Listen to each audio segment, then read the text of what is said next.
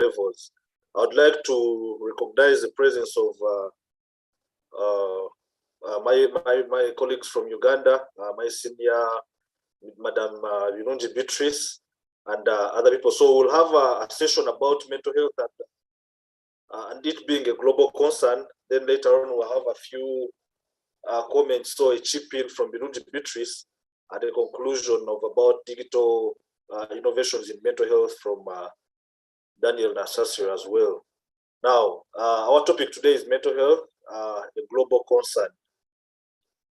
I'll move to the next slide. Now, what is mental health? Mental health includes our emotional, psychological, and social well-being. Now, we also realize that it affects how we think, feel, and how we behave.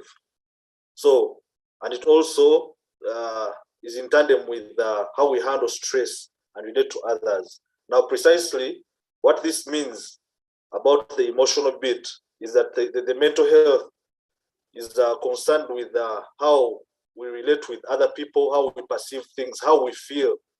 The psychological bit and social well-being, how we socialize with one another, our relationships, how we take on relationships with one another, and how we build on social networking. Now, it affects the way we think, that is the cognitive bit of it, how we feel, and how we also behave. Because, like I already say, all these things are interlinked. The way you think affects how you feel and consequently how you behave.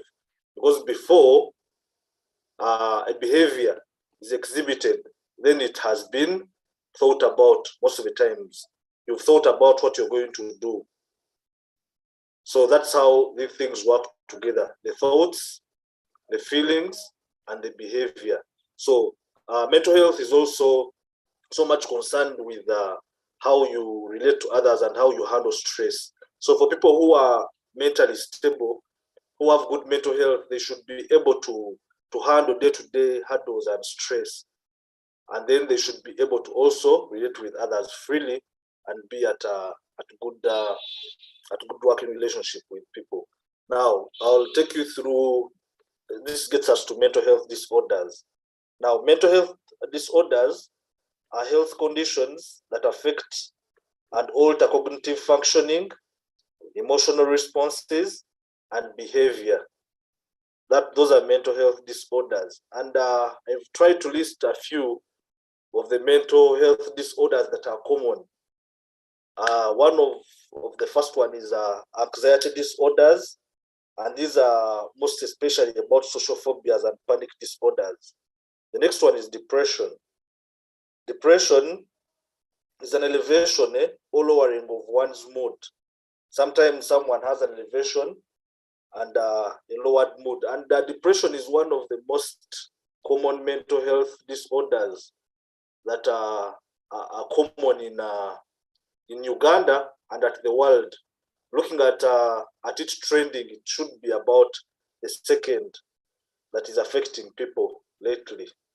Now, then we look at post-traumatic stress disorder, and now that one is a failure to recover after experiencing or witnessing a terrifying event. This is the disorder that is most experienced by people who have been in war crises, who have had accidents, who have had very terrifying events in their lives. Then the next one is addiction and substance use disorder. Now, this one is also very common. We realize that lately we have people addicted to different drugs, illicit drugs, and also prescribed drugs, and as well as alcohol, which are now very common diseases. I think many of the people tend to run to using some of these substances, thinking that they're going to get relief from the normal hurdles they have, but they don't give long-lasting relief. And sometimes people get addicted to these substances and they affect their mental health. It is also one of the very common disorders that is affecting us. In one of the mental health dialogues we usually have on Fridays, by Kaiser Psychology Center. I think this was a topic we discussed about a week ago. Illicit drug use among the youth in Uganda, and we saw a big precedence of use of drugs in youth. It is really eating us up. I'll go to the next one, which is psychosis. Now, this one is a disconnection from reality. Usually, people are disconnected from reality, and they don't function well in reasoning, behavior, and also in emotions. Then we'll go to schizophrenia, then paranoia, bipolar affective disorder, and eating disorder.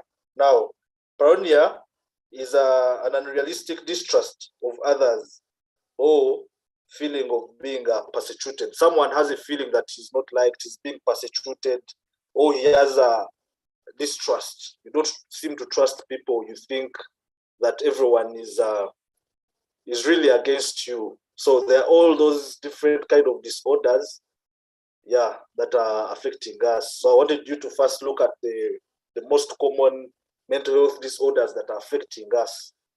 Now, what is the global problem? Now, we are saying that our topic today is that mental health has become a global concern. Yes, we see a lot of growing cases in mental health. We see a lot of suicide increasing every day in Uganda. Here where I stay, it is trending that most of the people are taking their lives using different methods. And it's really sad how we're losing a young generation towards mental health illnesses. And when you look at the global perspective also, we also have high suicidal rates and suicide ideations that are exhibited by, because now suicide is almost second ranking cause of death worldwide. Now, there can be no health or sustainable development without mental health. And this is true and obvious, because without mental health, then we cannot have sustainable development. For people to be in a good thinking capacity, for them to be in good emotional capacity and behavior capacities, when we can achieve maximum productivity from them, both at work and also in relationships, that also help in thriving of productivity. Now, depression and anxiety disorders cost the global economy $1 trillion per year. Now, looking at this amount of money, 1 trillion is really a lot of money. And it should be clear that this money is not really being injected directly in mental health, like we'll look at later in other slides, because mental health is one of the least funded mental health concerns.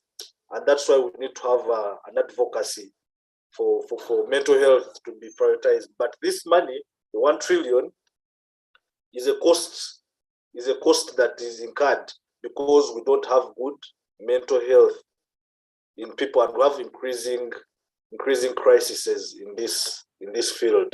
Now, another concern or problem is that 800,000 annual deaths from suicide, which is the leading cause of death in young people.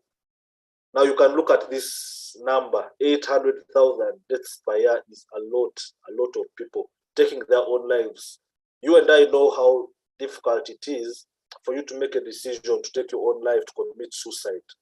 Now, where one gets the bravery to come and put an end to their life is not something very easy. But now where we see a big number of this, that means that there's a big problem. People are in pain, people are suffering, it's uncontrollable.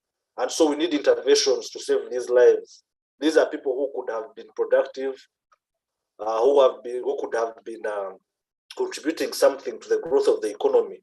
Just like you and I need to advocate for good mental health and funding in mental health, so that we can see a decrease in the number of the people we are losing annually from suicide. Now, mental health illnesses are common among people affected by communicable diseases, for example, HIV and TB, and uncommunicable diseases like cancer and cardiovascular disease. Now, most of these people suffer mental health illnesses most of the times because the regimen of drugs sometimes is a bit not not good to them. Like the side effects are not good to them. Some of them are worried about recovery. For example, HIV right now doesn't have a cure, a medical cure.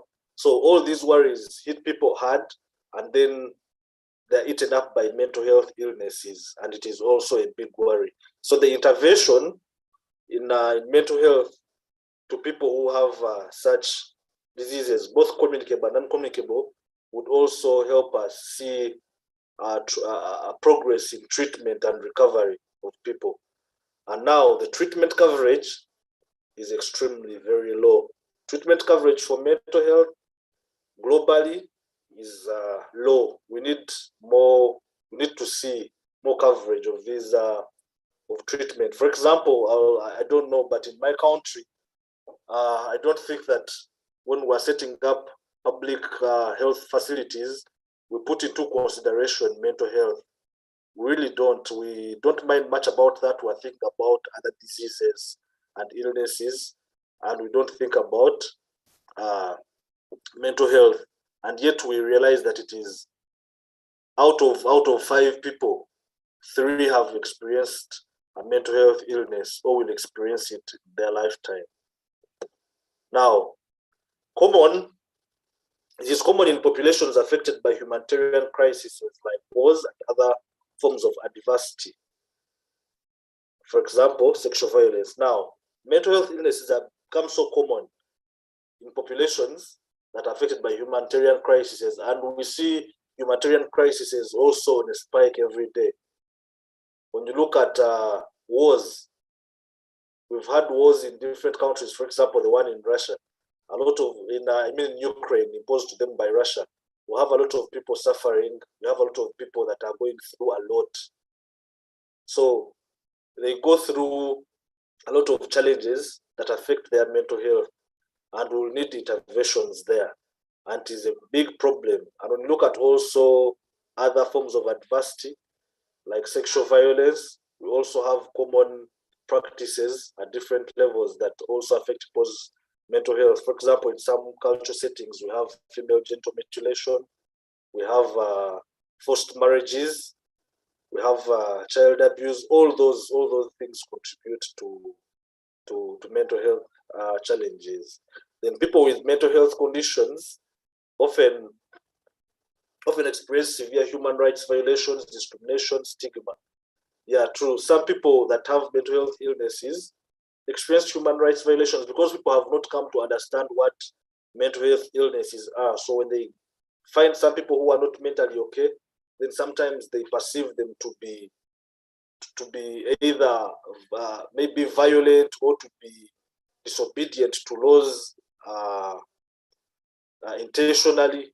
And at the end of the day, they are discriminated against, they are tortured, and there's a lot of stigma also for mental health illnesses and people who have different illnesses in mental health. Then there's lack of sustainable financing for services at scale. This is very true. Like I already said, we need a sustained financing for services in mental health at all levels, community level, at national level, international level. It is something that we need to amplify our voices, make it known that mental health illnesses are something that are eating us up and need to be financed.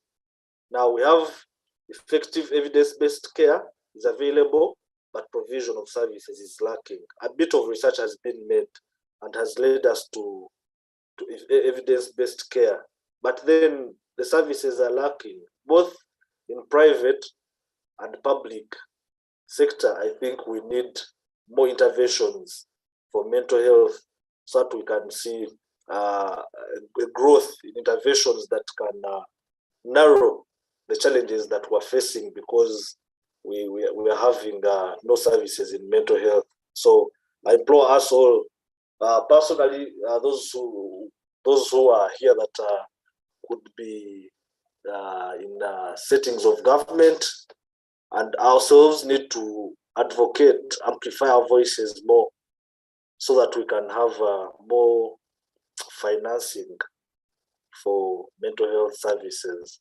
Now, in general, what are the mental health conditions leading to? In general, we realize that there is poor health outcomes due to mental health illnesses. We have premature death. This is inclusive of the people who commit suicide, others who fall into accidents because they are not in normal state of thinking. Then we realize that they also lead to human rights violations. Yes, they lead to human rights violations. A lot of people with mental health illnesses are violated against, and some impose violations on fellow people. Then the global and national economic loss is also something that has been witnessed because of mental health. Looking at national productivity, global productivity, we are losing a lot because people are not mentally okay. And I think it's one of the researches that we need to take on, so that we ascertain the way mental health illnesses or instability in mental health is leading to an economic loss. I presume our productivity should be more as a country. For example, here in Uganda, if we didn't have a lot of people that are mentally ill, so you can see these are the general 4 conditions that I'm looking at that have spiked because of mental health illnesses.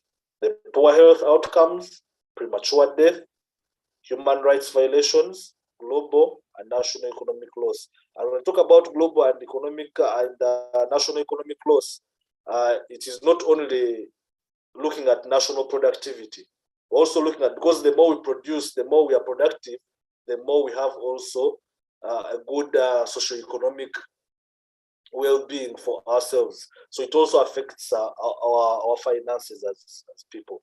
Now, what's the good news? Mental health disorders are treatable. Most of these mental health disorders are treatable. There are various professionals that are into treatment of these mental health illnesses. We have psychologists, we have counselors, we have psychiatrists, we have social workers that are into interventions that can see us have good mental health. So we have various professionals, and it's on a good note that the courses, different courses in universities have been embraced, and we see a bit of an increase in people studying psychology, for example, clinical psychology, that is, counseling psychology, neuropsychology, and all other fields that are into mental health interventions in academia. Then there are multiple levels of treatment for mental health. We have prescribed medications, we have psychotherapy or counseling. We also have different support groups that come up to counter challenges that people are having in mental health, depending on what ailment they are dealing with. Now, what's the strategic action? Advancing mental health policy, advocacy, and human rights. Like I had said already, we need to look at mental health policy. I don't know in different countries the policies that are in play about mental health, but in regard to this, then there's little intervention. I think looking at the charters, looking at the international instruments that have been signed by different countries in regard to health, little money is or attention is apportioned for mental health interventions, and it is a big challenge. For example, you find a national budget. If a national budget for a country towards Ministry of Health is about, giving an approximation, is about $3 million US, then you will not find a significant amount of money being dedicated towards mental health, but there will be interventions for other communicable and non-communicable diseases and other interventions, both preventive and curative. But we don't normally look at mental health as something that is that is being funded, yet it is eating us up. Now, also scaling up interventions and services across community-based, general health, and specialist settings. Like we had said, community-based interventions need to be spiked up, because this is something that we need to start from a community level, personal level, then community level, before we get to the general health and specialist settings like organizations that are dealing in mental health. So we need, at all those levels, we need to have interventions spiked there. Then we need awareness campaigns. We need awareness campaigns because people literally don't know about mental health. Most of the people, both the patients and people who stay with them, I'll call them clients. Sometimes we call them clients, not patients. So we need to have awareness to the general community. And for example, in Uganda, in my organization, Cancer Psychology Center, we've been having mental health dialogues weekly. Every Friday, we hold mental health dialogues online, like this one, and discuss with people about different mental health illnesses, self-care tips, and also try to reduce the discrimination against mental health, people with mental health challenges. Then we look at also the role of religion and culture. Now, there's a big role that is supposed to be played by religion and culture towards combating mental health illnesses. One of the topics we had recently was about the role of religion and culture towards mental health. And it was a very blissful interaction, looking at how we've had people misled sometimes, because religion is very important. It's important for it gives us hope and everything, but we should now have a what can I call it, not to be misquoted. As much as religion is very important, then there should be a distinction between mental health professional care and then sermons or preaching. So we realize that very many people that have mental health illnesses are running to churches, mosques, temples, and all other religious settings for counseling and everything. But there is no therapy that is professionally given to them. And sometimes these illnesses need people that are professional to provide them. Then the role of culture also. So all these people, both culture and religion settings, need to embrace mental health and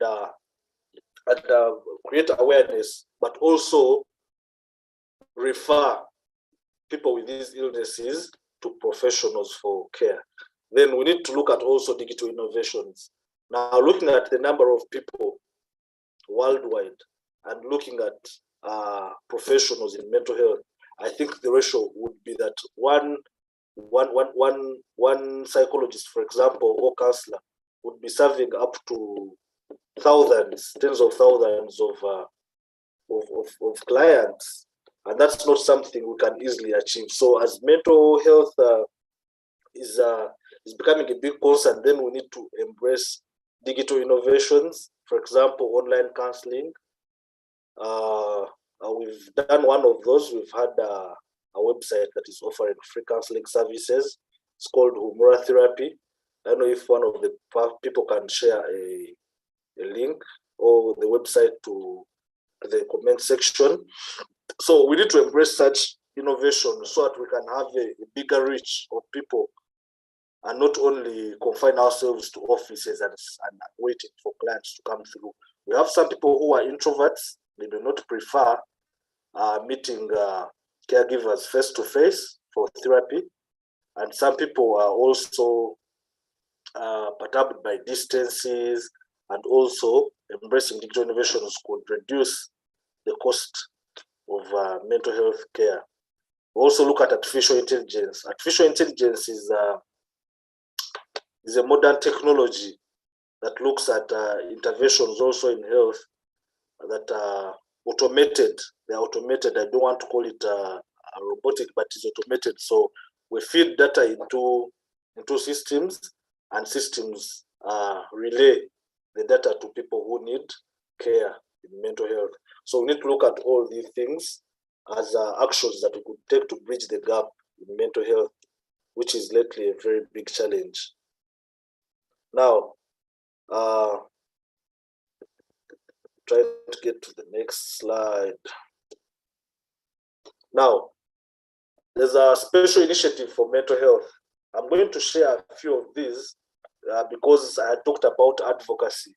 And looking at advocacy, we need it to be evidence-based. What commitments have been made, for example, by World Health Organization, by United Nations, and all these other big organizations that take on such initiatives. So we need to look at the commitments made by them for us to have evidence-based advocacy and also sourcing for funding to put in mental health. So the World Health Organization has a special initiative for mental health 2019-2023. And through the UHC, which is the universal health coverage. Universal health coverage is a concept that is looking at accessing quality medical care to people, but without imposing a big financial burden on them. And they're saying that by 2023, universal health coverage ensures access to quality and affordable care for mental health conditions in 12 priority countries to 100 million more people. Now, this is a commitment made by World Health Organization through the Special Initiative for Mental Health 2019-2013. Now, we also have the SDG Target 3.4, which says by 2030, we all know that the Sustainable Development Goal number 3 is about health. And now talk about health, there's a coverage also of mental health that is considered in there. And the target 3.4 is that by 2030, there is 1/3 reduction of premature mortality from NCDs through prevention, treatment, and promotion of mental health well-being. Now, NCDs are chronic and non-communicable diseases. Chronic non-communicable diseases. That's what NCDs are. And then we look at also the SDG Target 3.5, which is to strengthen the prevention and treatment of substance abuse, including narcotic drug abuse and harmful use of alcohol. Now, like I told you before, substance abuse is on a spike worldwide, and it's affecting a lot of people because they're having an addiction disorder. And now having continued dependency on these drugs is both causing harm financially and also towards mental health. It is something that that has been committed to through the special initiative, mental health.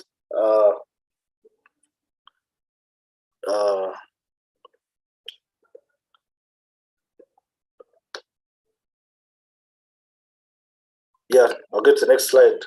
Then we also have the 13 General Program of Work, which is also an initiative from World Health Organization and has different targets. Target 1 is that coverage of severe mental health conditions is increased 50%.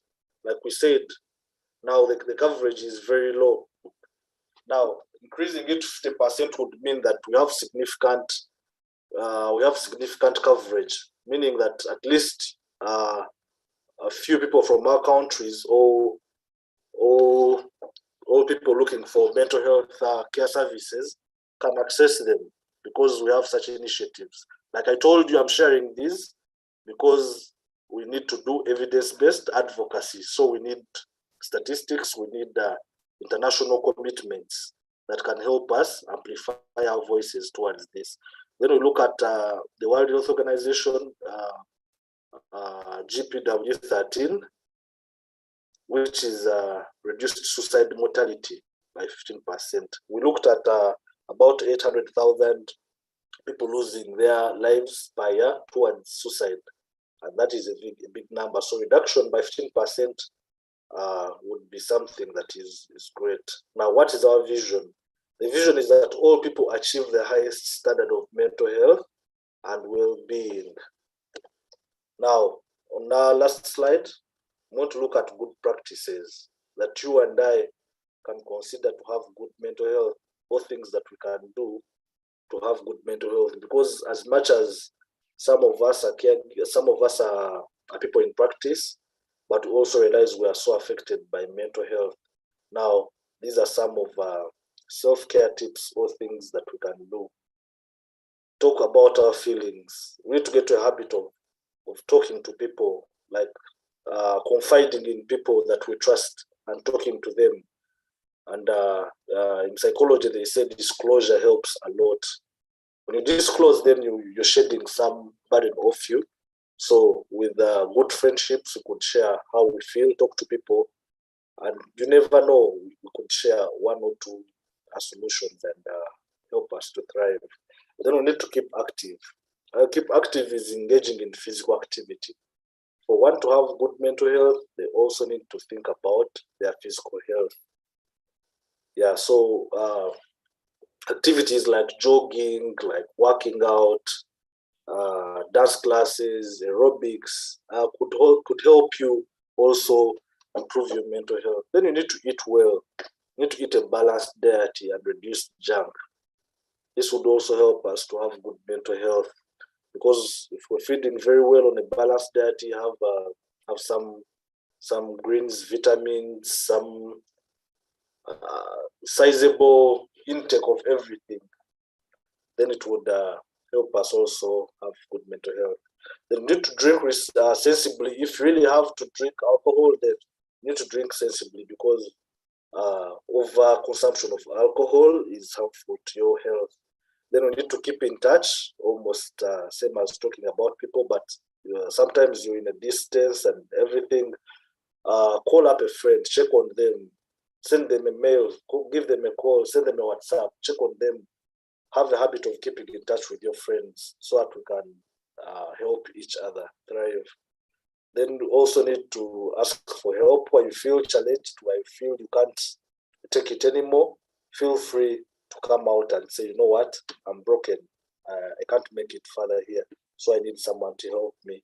Then take a break. When you're exhausted, when you feel you've overdone things or whatever you're doing, and then you feel you get into a point of exhaustion, feel free to take a break. Then accept who you are. Don't strain to make impressions that you're not of. Lately, we have a lot of superficial imagery that people want to portray being okay, especially on social media, yet they are not okay. So we need to accept who we are and also have acceptance. One of the major steps in beating a mental health challenge is accepting that you have it. It has helped a lot of people who have drug use disorders and addictions, that they get to a level of acceptability. You know, this is what I am. I'm addicted to alcohol. It's a habit, and I need to change. Like, I need to fight it. So acceptance is very important. Then we also need to look at care for others. Yeah, reciprocation is important. You take care of others. All the same, keeping in touch, talking to them. There's a degree of satisfaction you get from chipping in or helping other people. Yeah, and then that was my presentation. And thank you very much for listening in. I'll invite Beatrice to chip in a few before we have Daniel to take us through digital innovations in mental health. Thank you very much.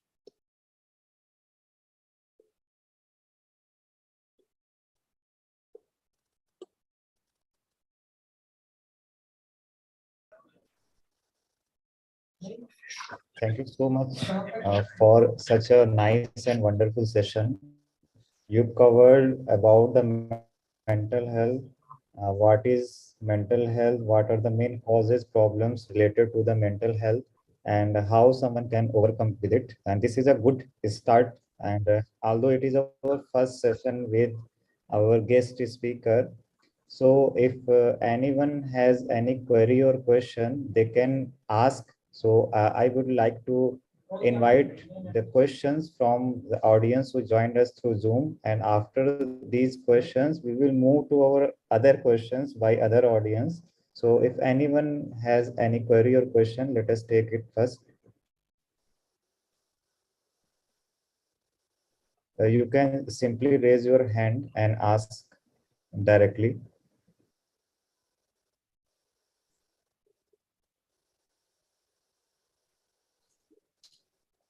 Till any questions? A question from my YouTube audience is how you see the effect of lockdown on mental health. In your opinion, lockdown is badly affected mental health, or how we can justify the role of lockdown and mental health?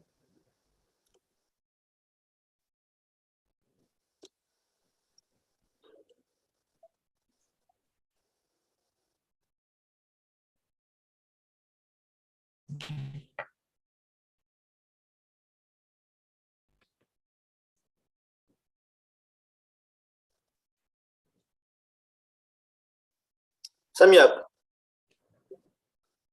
maybe not getting you very well. Is that a question directed to me? Yes, yes. I didn't I hear was you. asking, you can hear me now? Yeah, I can hear you. Yes, I was asking that what is the role of lockdown on mental health, or how you see lockdown is affect mental health in how ways it is badly affected, or what is your opinion about lockdown and mental health? Oh, you're talking about the lockdown, the pandemic, and COVID-19. Yeah, COVID-19 and the lockdown and all those impositions that were restricting people from movement, working, have affected people, people's mental health. But on the other hand, they've also tried to show the need for mental health because people initially did not know about these anxiety disorders, did not know about panic and all these things they've gone through. So because they've been locked down, imagine you've been relating with many people in office and everywhere, then you have to be locked in your own house in fear, in anxiety of having a disease that you know is killing a lot of people. Then it affected a lot of people because people lost lives. First of all, people who lost loved ones went through a lot of mental health challenges. A lot of people lost jobs because uh, the the economics were not doing well. The people had to lose jobs. People were laid off. Then we look at also people being sick. We look at people being overworked. The frontline people who are the doctors and nurses looking at all these traumatizing things. So there was a significant effect of mental health on mental health imposed by lockdown and the COVID-19 pandemic and whatever impositions they had that were restricting people in different ways. And yesterday I was looking at an article that was talking about an increase in anxiety disorders at work because people have not recovered completely from the effects of lockdown. For example, people are still anxious. Some people have panic disorders. They cannot relate freely with people at work because of that little time that we spent. We call it little time in regard to the length of the more time we've had without lockdowns, but it is significant towards our mental health. So there was a very, very big challenge towards mental health, but as also I said, there was an increase in awareness for need for mental health care. Okay. Another question by our audience in the chat box. I don't know the real name, but he or she is asking how our perception affect mental health. What is the role of perception in our mental health?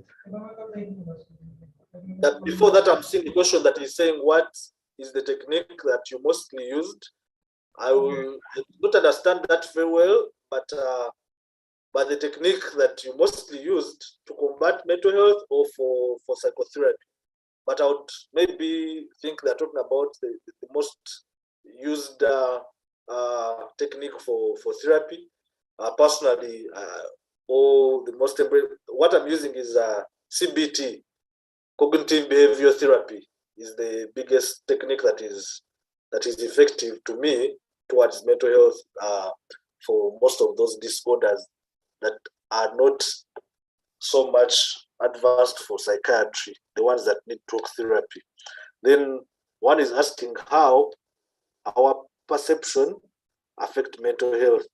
Yes, how you perceive things affects our mental health, because it is about the meaning you give to what happens to you or what you think that makes it affect you. So the meaning you give to your perception, the meaning you give to what happens to you in life, the meaning you give to every challenge you're facing in life is what escalates mental health challenges. So we should look at being positive, should look at being very optimistic in life, because sometimes we tend to have a lot of fears that are unnecessary, have a lot of negative perceptions, which lead to mental health illnesses or things being different. Yeah, hello? Yes, you have used a term digital innovation and artificial intelligence in your presentation. So, Yes. can you elaborate or tell us more how the artificial intelligence or the digital innovation, how you are using these techniques in field of mental health? So, kindly give a broad perspective of this, and also tell us more about your therapy technique and how someone can join and who can join it.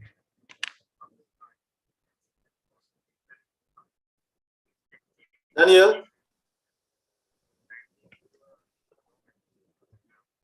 Are you getting my point? Yeah, I'm calling Daniel Yes. to, yeah. Okay. I think Daniel is not here right now. So another question I think Abhay Sharma wants to ask something from you. Abhay, you can ask directly to our speaker.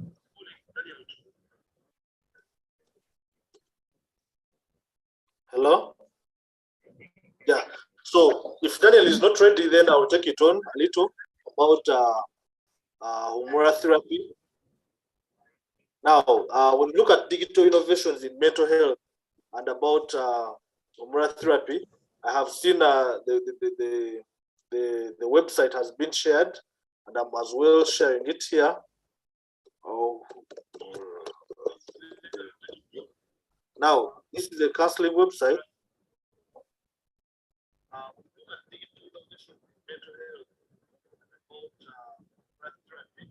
have seen the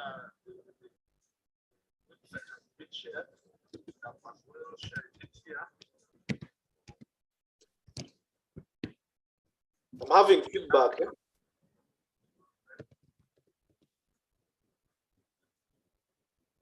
Hello? Hello? Hello.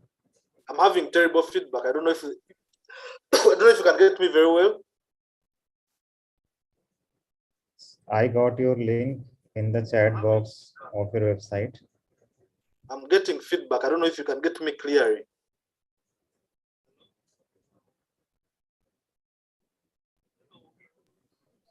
Hello, sir. My question regarding humura therapy, like, is it an organization or is just a name of therapy that you provide to your clients or subjects, whoever approach you? Okay, thank you very much. Humora therapy is a digital innovation from Kaiser Psychologists, which is an organization. It's majorly looking at online therapy, and we are making this therapy free for everyone. So what happens is that a user or a client comes on and opens up an account, and then they can ask whatever they are going through, and it is completely anonymous, because we realize we follow the principle of counseling, confidentiality, the ethical principles of counseling. Then we have also signed up psychologists and therapists who respond to you. and then the free service. I think one of the hosts is one of the therapists who opened up an account. It is as easy as that. You just open up an account, he will share with you the link, you open an account, then you become a therapist. So when you find a challenge that someone has posted, then you can respond to them, but from a professional view, because why we did this, Samiak, you know, a lot of people are running to social media. Have a challenge, you go to social media, tell them this and this and that, and you know, people on social media are not professionals. You could end up getting very terrible advice, very terrible comments that would lead you to have self-doubt. So we are trying to bridge that gap of people having unprofessional responses from people. So while you feel that you have a mental health challenge and need therapy, come on board. Type your challenge on Humra therapy, and the professional will also respond to you. Then about artificial intelligence, we are also getting enough data that are feeding into the system, and we're going to be launching the artificial intelligence app, which is going to be an app like WhatsApp. You open it, and then whatever time it is, you chat, but it's instant, and we don't need to be there for that one, because it's going to be used. It's going to be using data that we fed into it, and also putting these therapies, different therapies like cognitive behavioral therapy in play, so you can have a professional service from it.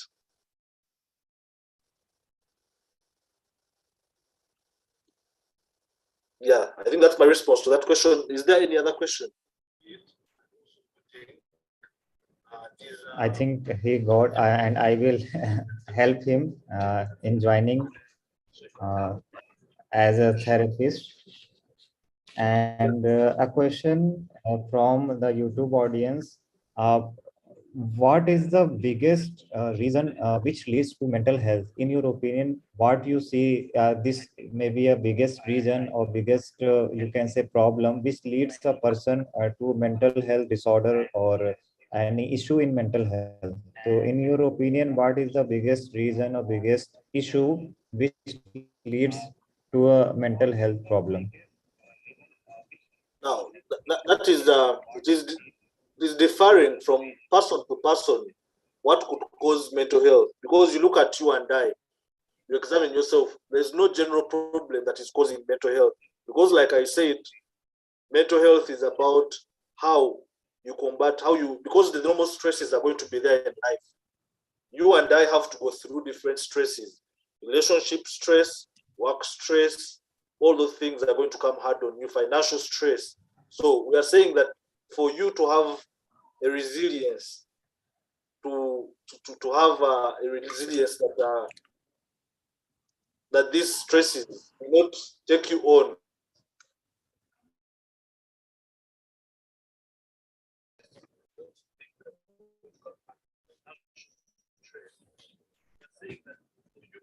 Another question is, in your opinion, which sector of the society, for example, the parents or the older ones, which has the biggest responsibility for the awareness of mental health? In your opinion, what we should do, and on which group we should focus for awareing about mental health?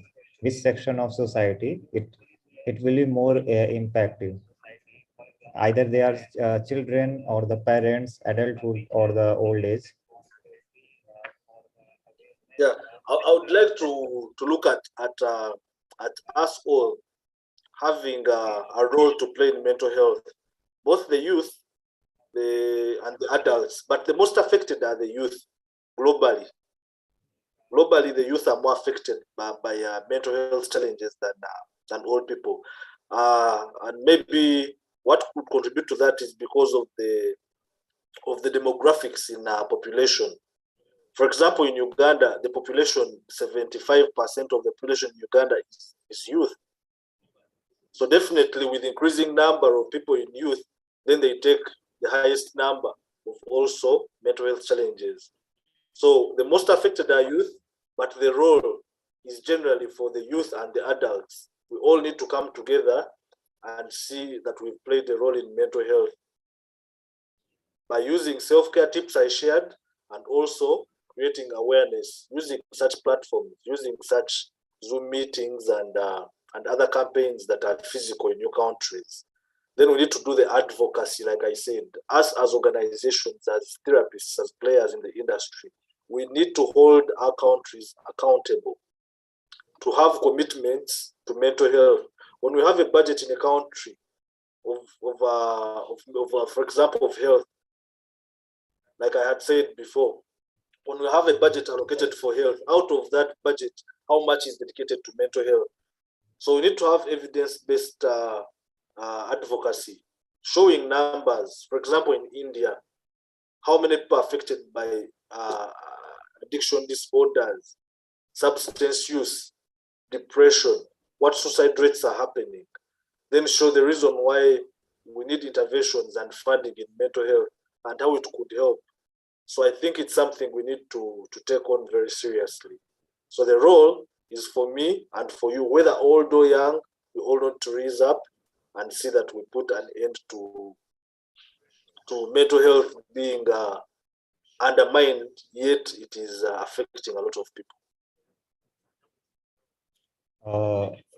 I can see Beat Rice, I think, ma'am, and Barbara, ma'am. So if they want to add some comment or want to say something, they can. We are happy if they add something in today's session. I don't know the introduction, and I would like to introduce their self to us. Ma'am.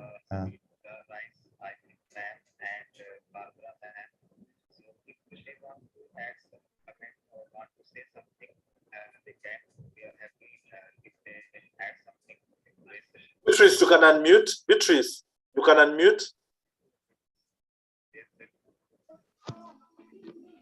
Hello, everybody. I'm very happy to be with you here today. I am a Ugandan. I am a neuropsychospiritual practitioner. And because of that, we believe that it is not what happens to us that causes us distress. It is the meaning we give to what has happened to us that causes distress. In other words, one of the very things that cause us to have psychological distress is the perceptual lens through which we view the world, through which we see ourselves, and through which we view people who live in the world. As a neuropsychologist, I also believe that every thought, every emotion, every word we speak, every intention we have, and every behavior or choice we make has a particular vibrational frequency. And this particular vibrational frequency stimulates the brain to produce particular chemicals that will either take us into the mode of happiness or into the mode of sadness. For example, if I think about myself as unable and successful, any negative thought that carries a very low vibrational frequency will stimulate cortisol hormone, which is a stress hormone, which is a glutton hormone, to flood into my system and to make me feel more of what I am feeling. Everything we send out as outgoing mail, from what we think, from what we say, from what we feel, accumulates more energy in the environment and comes back to us. What we send out is what we attract. So in my practice as a neuropsychospiritual practitioner, I combine psychology and spirituality in order to be able to help my clients to have a better view of themselves and a better view of the world they are living in order to be able to smile at their heart. Because smiling tricks the brain to think that everything is okay, there is no threat. And when that happens, the happiness hormones are secreted, and we might still be in the world where there is a lot of chaos, but we'll be able to maintain tranquility amidst chaos. That's what I can give you for now. Thank you so much, ma'am. And you really enlightened us with a short message, and it is very valuable for everybody, and especially for the psychologist or the mental health professional. You have described the core value of counseling, core value of mental health, and how our brain and thoughts work. So I hope we will also invite you in future for this wonderful and enlightful session. Thank you so much, ma'am, for your time you provided us today, and we will contact further for it. So I will learn, and we will learn, and everyone will learn so much from you. So another Barbara, ma'am, if you are listening to us, you can also add some comments or provide some message to us to whole the world. If you are able to hear me, ma'am, you can unmute yourself.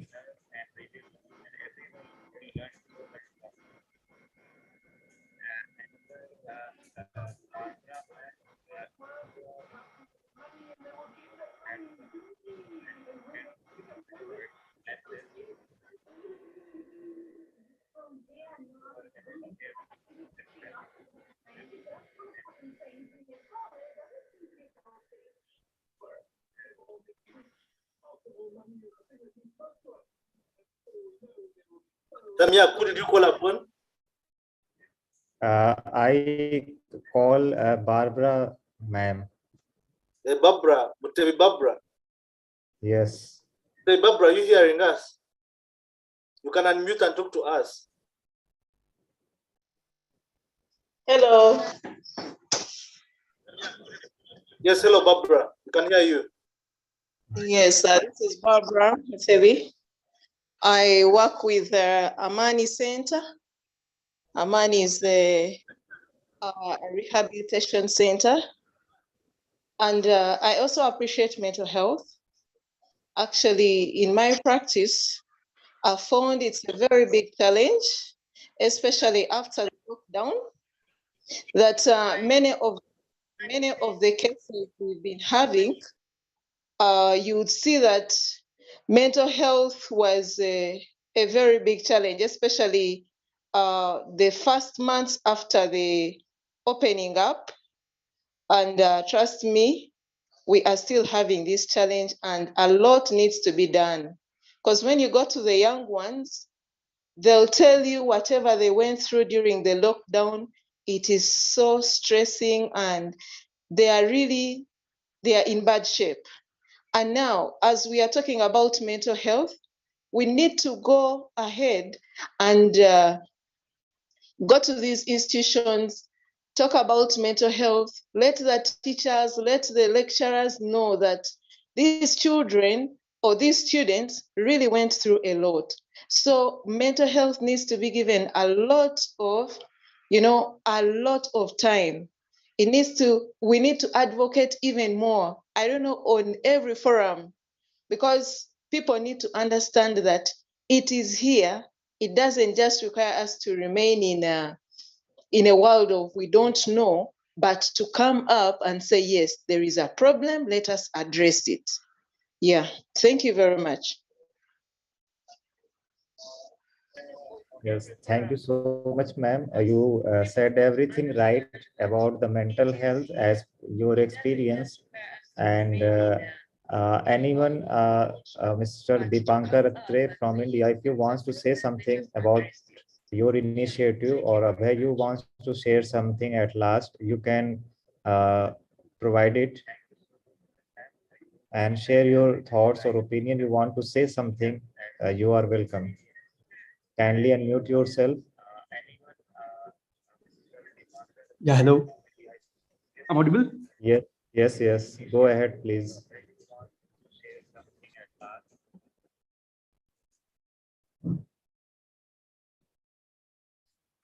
Uh, Thank you so much, ma'am and sir, for providing valuable information and enlighten us with your knowledge, with your experience. Thank you so much once again.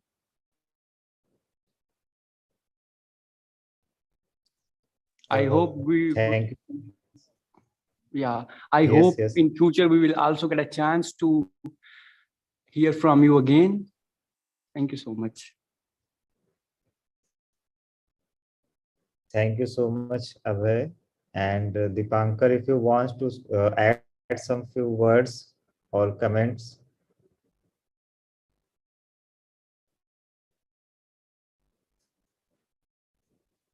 So I think. Thank you, Samyak. Very amazing and informative session by our guest speaker and ma'am. We learned a lot more about a new therapy. For myself, I hear this type of therapy first time. So in future, we and our team wants to work with you, sir. So we wait for this amazing therapy and very new psychological therapy for humanity. So thank you, Samyak, and our speaker. Thank you. Thank you so much. I think there is a certain problem regarding the accent of our English. There is a little confusion while we speak English in Ugandan and in Indian accent. So we will manage in future after practicing. We will try to understand more and more both. And I would like to thank our today's guest speaker, my elder brother, Mr. Manzi, the counseling psychologist and also a team leader at Keza Psychology Center and Hemera Therapy, which is providing a very beneficial therapy, a very beneficial doing great humanitarian work to all the peoples who are challenging with their mental health and mental health issues. So, sir has described about the mental health in a very scientific and systematic way through their slide presentation, and this will also be recorded on our YouTube channel. So, in future, if anyone wants to access it, they can easily go for it. So, at last, thank you so much to all of you, and I would like to request Mr. Manzi to kindly come forward and provide your conclude message to whole the world and humanity in today's session. What would your message, conclude message to all the world and the humanity? Thank you very much, Asamiak, my brother. Now, I want to thank you very much for coming up with such initiatives, seeing people who are still energetic enough coming up to have innovations, have interventions for things that are affecting us on a global perspective is something very encouraging to me. I'm happy that we can have a say together. We can have a combined effort together towards combating mental health challenges that we're having globally. So I call upon you to continue with the fight and join us as well. Can always partner, do advocacy on all levels, international and national level, and would be happy to partner with you, would be happy to work with you and see that all our dreams of having a mentally health community, society, and world at large is achieved. Much love from Uganda. Regards. This side, it's about 15 minutes past 8 at night. So we did not have a lot of people because it is nighttime. It is a public holiday tomorrow. We're getting into festivities for Easter, so most of the people are traveling, but they will access the presentation on YouTube. But we are really glad that we're invited and given this opportunity to talk to you and talk to everyone. and we look forward to also inviting you. Tomorrow, we also have a mental health dialogue you'll share with your colleagues. It's going to be about relationships. It's going to be about divorce and dating. And we usually look at things that people can easily relate with, that are daily hassles and lead to mental health challenges. So we usually have topics about them, and tomorrow we'll have one of a kind. We'll be glad to have some of you on board to share with us your thoughts, because as much as we're working on these challenges in mental health, we need to look at different perspectives globally, because we are now in a global village. That's why we are getting into such digital innovations that today you can have therapy from India, yet we are in Uganda. That today you're in India, but you can have a service offered to someone in America. Just like we are having a conversation right now, but far a distance away. So I really thank you very much. I thank your organization. I'm glad that I came to know about it, and we'll continue to have dialogue. We'll continue to work together. We'll continue to have advocacy plans, because we have different experiences. We could relate that a bit of my emphasis is being put on advocacy, because it's something I'm passionate about. We need to see how to have evidence-based advocacy towards mental health. We need funding.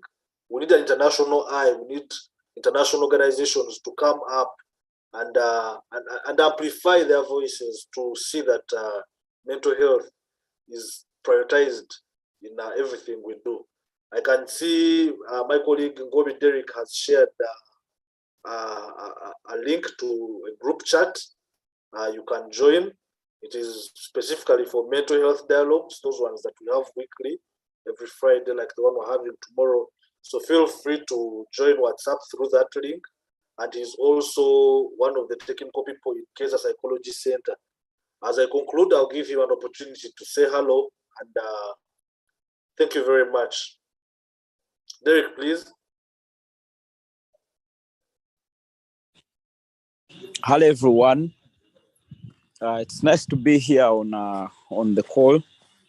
I was a bit late because I'm attending a burial of a friend's dad up country, but I was able to follow in, and I'm happy to note that everyone is coming out to share something about mental health, and the fact that now that it is all over the place, that people are suffering, we need to now know more about it. Like HIV, let this also be now a song on people's minds. On people's mouths. We say it out. We stop the stigma, so that people go in and get help, and then we shall have a peaceful world. Thank you for organizing this call. Those are the people who organize, and I'm happy to have at least also attended and said something. Thank you, Kevin.